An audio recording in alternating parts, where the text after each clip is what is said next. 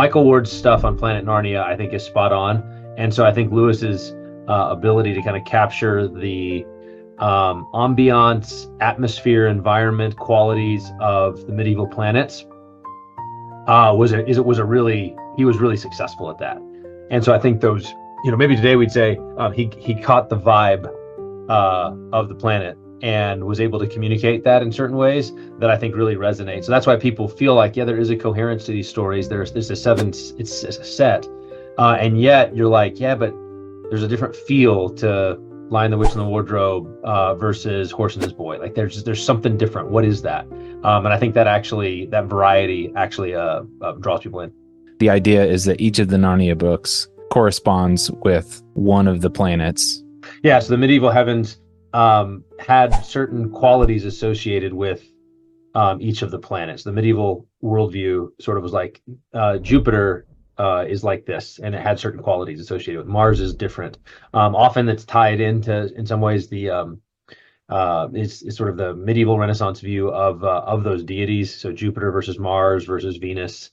But there's certain qualities associated with each planet. Lewis wrote a poem called "The Planets," in which he tried to kind of, in Anglo-Saxon, the form of the poetry is Anglo-Saxon, but kind of tried to capture that. And if you read the poem and then you think about the books, all of a sudden you start to go, oh, wait a minute.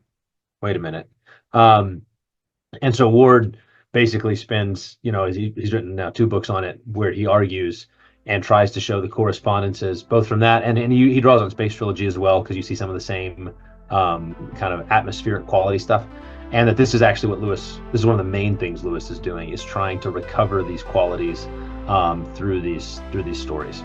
That's exactly the kind of thing that Lewis would do, is right. Frame a whole series around and not tell anybody. Medieval cosmology. He never. The big objection to it is that Lewis never said he did this. There's no letter that he wrote to someone who was like, hey, guess what I'm doing?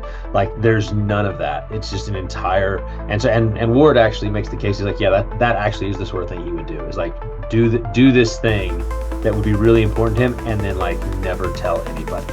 Yeah, he'd be the kind of guy who would chuckle about it on his deathbed and go I made it, didn't tell anybody. Psychical research and do we survive after death and ghost stories and all that kind of stuff. He knew that there are people who are really going to get